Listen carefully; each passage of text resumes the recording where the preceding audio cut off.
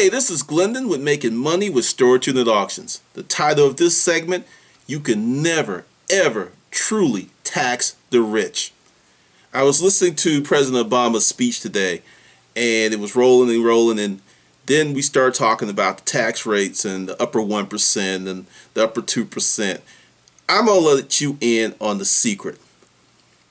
The tax code was written for business people and investors. There is no way, unless you have a business or investments or something that you can itemize, can you fully take advantage of the tax code the way that it is. This is why you're never going to fully tax the rich. One, the rich people pay for their self-interest. What does that mean? They're going to hire lobbyists. They will have people in place to make sure that their interests are protected. Actually, that's not a bad thing for you if you're watching this video. Because if you're watching this video, there's a good chance that you want to get in the storage auction business. And I've had a few people tell me, hey, I want a video on taxes. I want a video on taxes. I am not a licensed professional. So I cannot give you legitimate tax advice, because if you go ahead and do some shit and write on your taxes and say, well, it was that guy on YouTube, Glendon. No, it doesn't work. But what I can do is lead you down to the proper channel. First of all, if you get into the storage auction business, you have just created yourself a huge tax break. You have cost, you have fuel, all these things that you could not itemize before, you can. But like I said, we're not going to get into the nuts and bolts of taxes, because one, the tax code changes every year. Always something going on. My advice to you, yes, you, if you're in the business, pay the money and get yourself a proper accountant. Pay the money. It's going to be worth it. Gas, vehicles. And like I said, I'm not going to go into in this video because I'm getting a little fame. I had one of those moments where I was out in public and this guy was like eyeballing me. He was just like, why is this motherfucker looking at me like that? And he kept looking at me. He kept looking at me, and I'm just sitting. I'm in a restaurant by myself on my laptop, and he comes up to me. Hey, I'm like, what? You that dude on YouTube? I was like, damn. Can I drink my tea? He's a real cool guy. His name's Andre, but he scared the shit out of me. So with that, I'm real careful on what I put out on the internet. So I'm going to be very redundant here. This is to deal with accounts. Like, if you're trying to get one right now, good luck.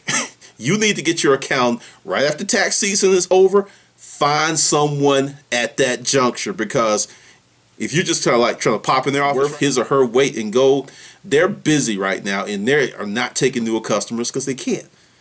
They just can't. So once again, hire yourself the proper tax person. Get yourself a very good bookkeeper, CPA account, whatever you need. Also, save every last receipt. You want to be extremely anal on this. Very anal. I'll give you an example.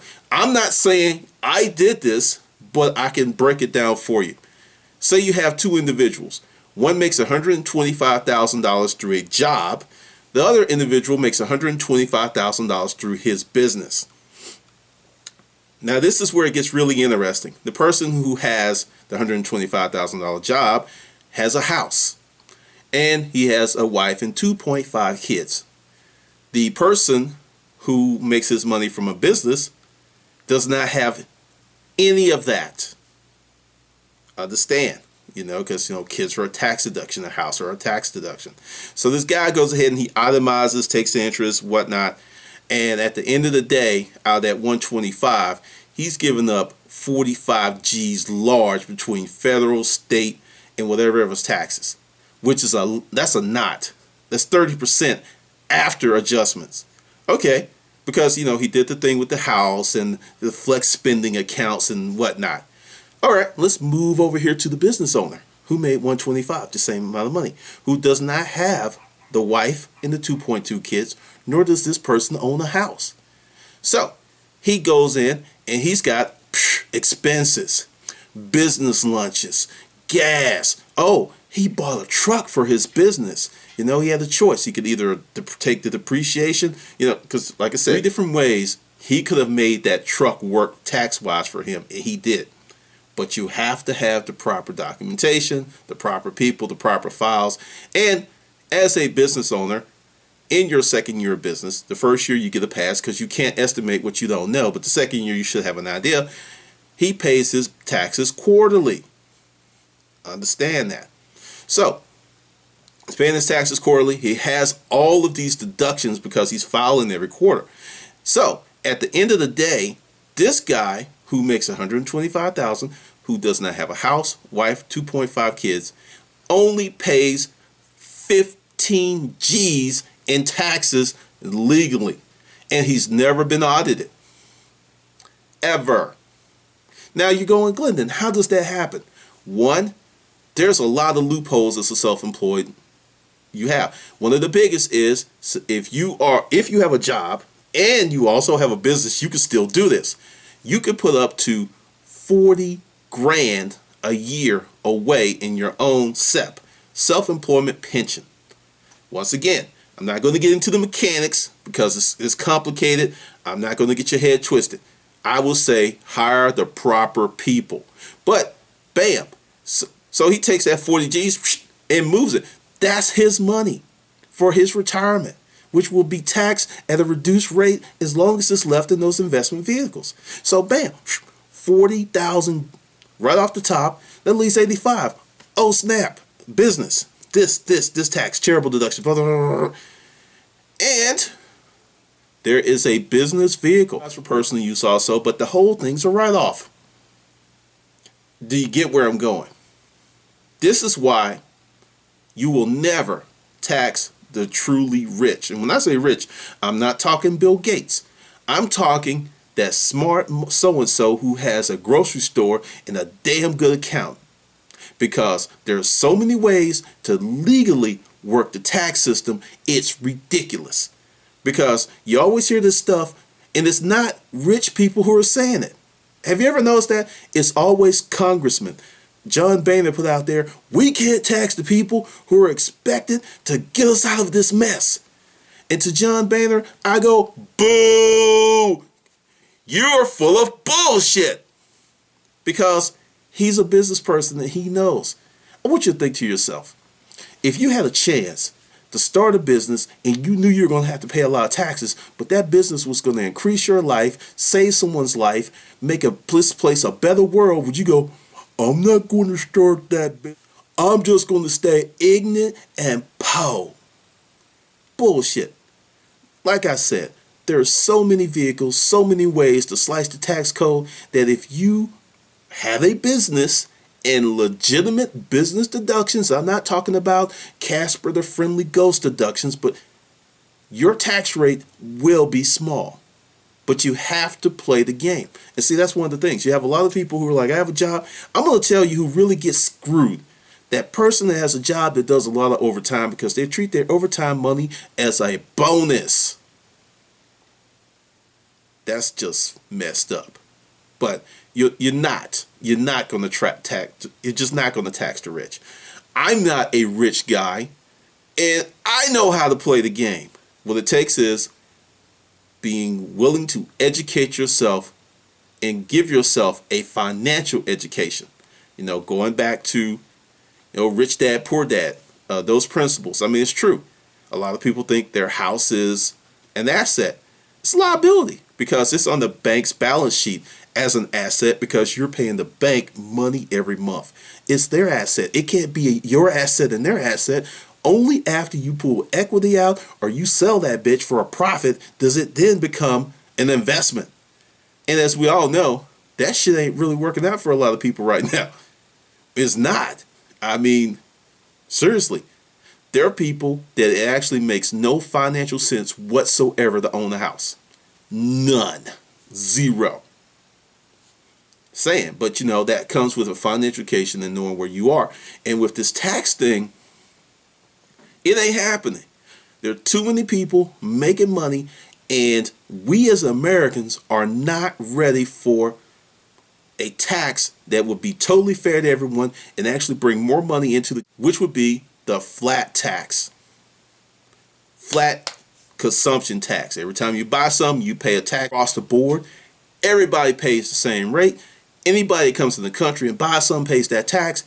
More money, more money, more money. But there are too many people making a ton of cash the way things are, and that's why they're not going to change anytime soon. Tea Party or no Tea Party, it ain't happening because there are too many members in the Tea Party on that far right, on that far left, any way you slice it, who make a whole lot of cheese the way shit is right now. And until that changes, and until there are new people in office who don't care about that cheese in the manner they do, it ain't changing. So what do? You start a business. No. I'm not talking about storage auction business. Any business for tax purposes will do. Understand, there's something you want to do. There's something you're good at. I don't care if it's making fucking cupcakes. Something you can start in your house that will give you those deductions and an additional set of itemization items that you don't have because you have a job now. There's a ton of stuff out there. Bake cupcakes, give massages, do whatever you need to do. But it's possible. So, dear Mr. President, I heard the speech, but I know, and a whole bunch of people in the C-suites are doing this. Good speech for the sheep, because shit ain't changing. It ain't. Say what you want. It will take a cataclysmic event for shit to change, which could happen. Now, if something like that happens, which, the dollar is looking kind of shaky for, George Washington. It's real looking shaky. Something like that, if the dollar was to collapse, then, oh, yeah, we'll have all kind of anarchy, but we would have much larger problems than a tax situation. Much larger. And if you're a person that's highly leveraged, whoo, that's all I got to say. But this is the deal.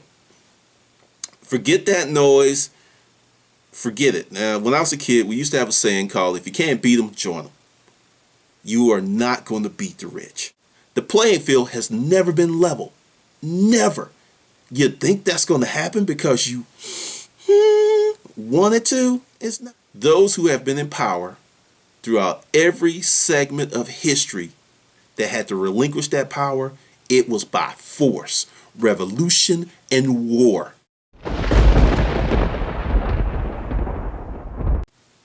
It's not going to change. The people who have power now are not going to give it away. They're not going to share it. They're not going to say, hey, come sit to the table and let's all be friends. It's not going to happen. That's the deal with taxes. If you have a storage auction business and you're treating it like a business and you're saving your receipts, there's a lot of stuff you can do. If you take my course, I will share a little bit more to you because I don't think you would try to pimp me into the man. But there's a lot of legal, let me emphasize the word, legal tax strategies that you can do to put more money in your pocket by starting a business. A lot of stuff you can do. And that's why all those, check out the old guy in your neighborhood who's sitting at home collecting his check. Talk to him. If he had a job, I'm quite sure he did some other stuff. But then again, your dad was working. He was only paying 10% of his income in taxes. Makes a difference, yo. Makes a difference. I know. All right, this is Glendon. We're making money with storage unit auctions.